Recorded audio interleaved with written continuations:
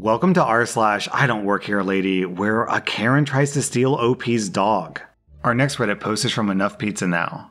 I'm a pizza delivery guy, and I was winding down for a much needed early close on Mother's Day. I was one of the only people on staff who didn't have family plans that day. My family situation is what you might call complicated. So after working all morning while being short-staffed, I was pretty beat. It was especially emotionally hammering to deliver so many pizzas to happy families visiting or hosting their moms. I was ready to go home and get drunk and forget about this whole stupid holiday. So I get a late call just a few minutes before we close, and I decide to take it because, hey, money is money, and it was a pretty big order of 6 pies. So I loaded up, and I realized about 3/4 of the way to the destination that the address was for the local senior center. Before the pandemic, they used to order all the time, they would tip really well, and they would make really sweet conversation. So I was psyched to see that they were safe and steady enough to order pizzas again. I snuck them a side of breadsticks from a douchebag who never tips and always harasses our female drivers that I was dropping off along the way. By the time that he would call in to complain, we would already be closed. Suck on that, but not on your breadsticks. Anyways, I digress. I got there, and I was glad to finish off what had been an overall really sucky day with a pleasant trip to the senior center, and I carried my food to the front desk. The receptionist offered to carry the pizzas back, but she looked frail enough to be a senior center resident herself. So I said that I was happy to get them where they were going. She checked me for COVID, gave me a replacement mask to wear, and I found my way to some event room where they'd ordered the pizzas. And it was a total punch to my gut. It was literally just a room full of sons or daughters visiting their mothers and having some kind of festive party. My good mood went away really quick, and I dropped the pizzas on the table and shuffled out. But I realized that while they'd prepaid for the pizzas over the phone with a credit card, they hadn't tipped. So no matter how bitter I was, I had to make in-person contact with whoever ordered the pizzas, or I'd basically just wasted half an hour. I went around the room asking for Margaret, the name on the order, and eventually someone put me in front of her. Our shop doesn't have a uniform or anything, so I started to explain. Hi, Margaret, right? You ordered...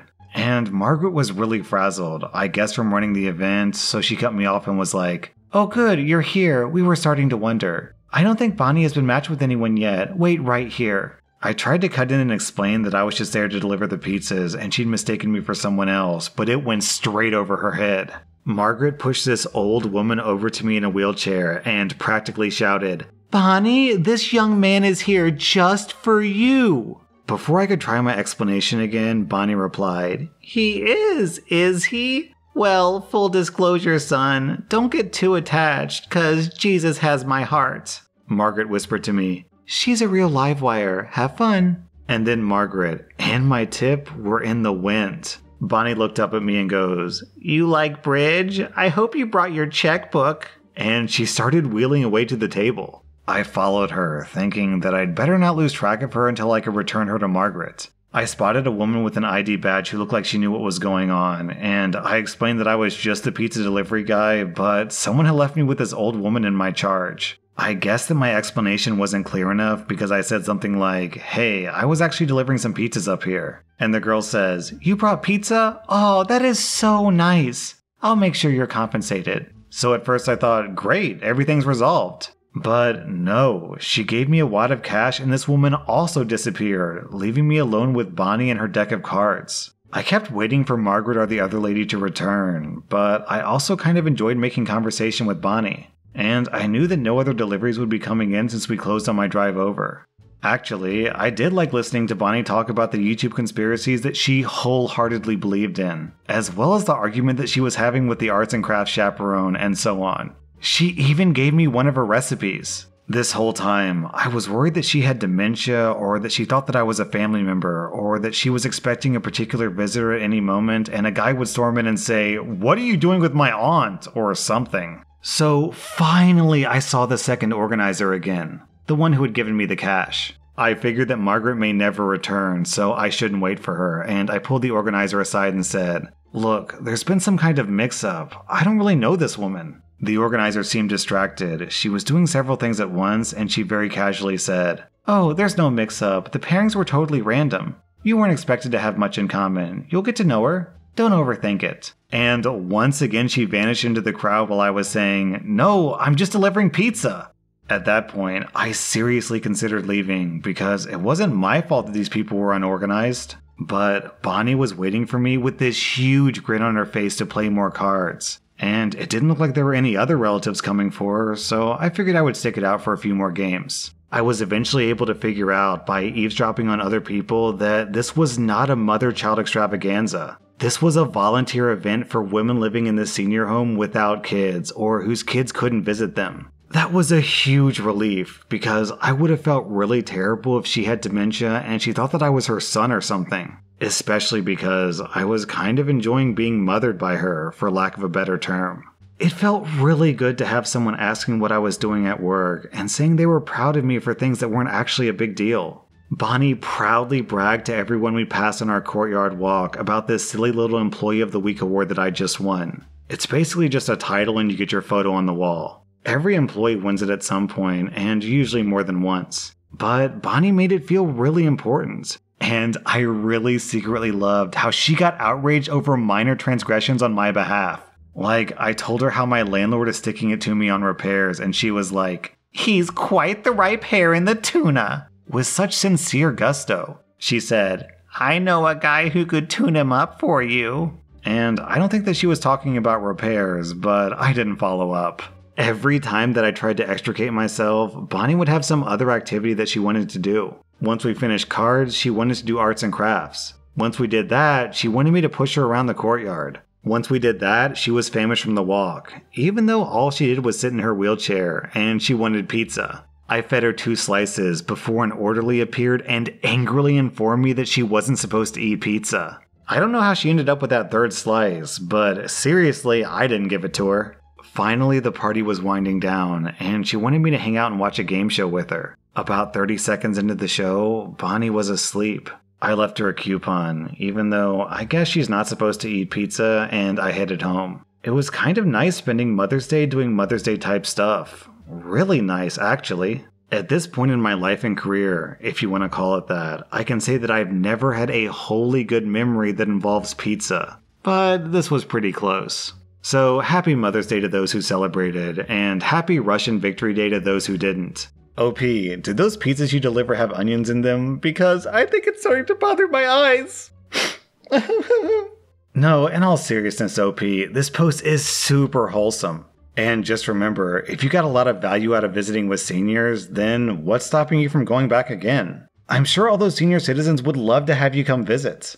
Also, does anyone think that this senior center had a genius plan? OP, you were there to deliver the pizza. But I'm guessing they also had a flower delivery guy, a Chinese food delivery guy, and a couple of DoorDash drivers. Then, once they get like 20 delivery guys there, the people who work there just have to appear too busy to talk to anyone and just constantly dodge them throughout the entire night. Absolutely genius.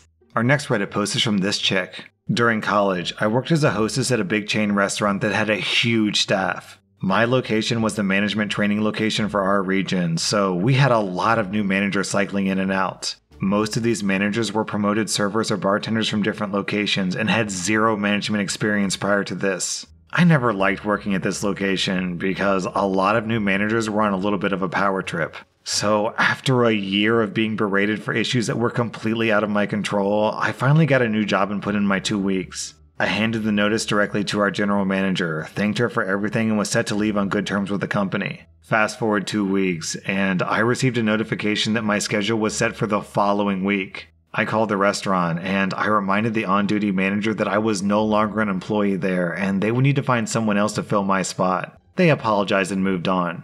Another 2 weeks pass, and I get the same notification. I once again call the restaurant to remind them, and they apologize again. Before I hang up, I say something to the effect of, "Hey, make sure you make a note about this because I'm going out of country next week and I won't be able to call if this happens again." They agree and I hang up. So this is where it gets dramatic. I'm on vacation in Spain and I get a string of angry texts from a new manager at the restaurant reminding me that I'm 5 minutes late. And if I don't arrive in the next 5 minutes, I'll be written up.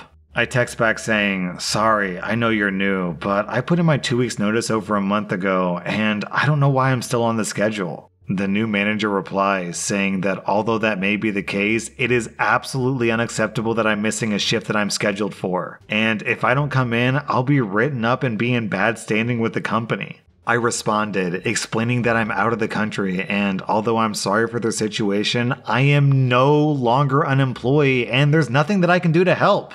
I then receive a string of at least 15 messages back to back. And let me tell you, they were the most unhinged messages I have ever read. They range from calling me unprofessional to an arrogant brat. Mind you, I have never even worked with this woman. She started after I left. She accused me of lying and being lazy, saying that if you quit a job you need to give notice, and I should be ashamed of what I've done to the restaurant. Of course, I took screenshots of the conversation and sent those to the other managers. Last I heard, she was suspended and then demoted back to her original position.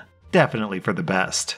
It's so weird to me that she actually used the argument, "How could you do this to the restaurant?" It's like, lady, I barely cared about the restaurant when you were paying me to care. And now that you're not paying me, I literally couldn't care less. Our next Reddit post is from The Mailman Cometh. So this happened a few months ago. My older dog had to be put down, which sucked, yeah. But it didn't feel right just throwing his stuff out. Things like his harness, his leash, travel kennel, etc. So I cleaned everything up and took the stuff down to the local animal shelter. One of my younger dogs is training to be an emotional support animal for my wife. He was wearing his work harness, which had clear signage that he was in training, along with his name. He's also an alumni of this particular animal shelter, so I took him along while I was dropping my older dog stuff off. My younger dog, being an emotional support animal in training, is very sociable, and he likes to say hi to everyone. Especially kids. He loves kids, and kids love him. This particular child, however, was probably too young to read the Ask to Pet badge on his harness. I doubt that his mother was, though. My dog, Fred, will willingly break the rules if it means that he gets FaceTime with a kid. So I interrupt the petting, make Fred sit down, then I release him to get loved on. While I was talking with one of the shelter workers about my older dog, the mother of the child interrupts and asks for an adoption form. Okay, cool, that's what shelters are here for. I didn't immediately realize that she was talking to me because of having my attention split between the shelter worker, my dog, and her kid. The shelter worker said, "Who did you pick?" "This one," she points at my dog. "Do you think he's too old to change his name?" The shelter worker gives me a panicked look. I say, ma'am, this is my dog. I only brought him along because I got him from here a year ago." "Well, you brought him back, so I want to adopt him." The shelter worker said, "He's not surrendering his dog. He was just bringing in some donations." The mom shoots an angry glare at both of us. "You shouldn't have non-adoptable dogs in a shelter." Now the kid is crying because his mother assumed that anything with 4 legs was fair game, and she told him that they could take my dog home. She snapped, "See what you did? I hope you're happy." She stomped out and almost forgot her own crying child.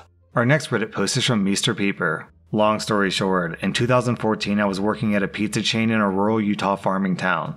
At the beginning of July, I gave my 2 weeks notice to my manager that I'd be leaving to move out of state to be closer to my family. I finished out my time as promised, moved, found a new, better gig, and that was that. Of course, I'm posting on rSlash so you know that wasn't the end of the story. During the next summer, I received a call from the store's new store manager. He informed me that he's been putting me on the schedule and it was unacceptable that I wasn't even coming in to look. He said that if I don't show up today, he would have no choice but to fire me. I said, "Did the old manager not take me out of the system after I quit last year?" He grumbled and made some snarky complaint that if I had quit a year ago, I shouldn't be in a scheduling program. I let him know that I'm living in a completely different state and I'm working a completely different job, and I would not be showing up for any shifts that he scheduled me for. He threatened to fire me, and I reiterated, "Hey, I don't actually work for you, so do what you gotta do." He hung up, and that was the last that I heard of it. Until yesterday. I received a letter from corporate informing me that, per their records, I haven't shown up to work since July 2014, and that, unfortunately, they were going to have to terminate me. I still can't stop laughing, especially since, they sent the letter to the address that I gave them when I quit. OP, I think the only logical thing to do now is to file for unemployment benefits. I mean, if they're gonna fire you, then they have to pay you unemployment, right? Our next Reddit post is from Mike Oxenfarer. I was witness to possibly the most hilarious Karen interaction that I have ever seen. In this story, I was just an onlooker and I didn't play any part. There are 3 important people in this story. The first person is Karen.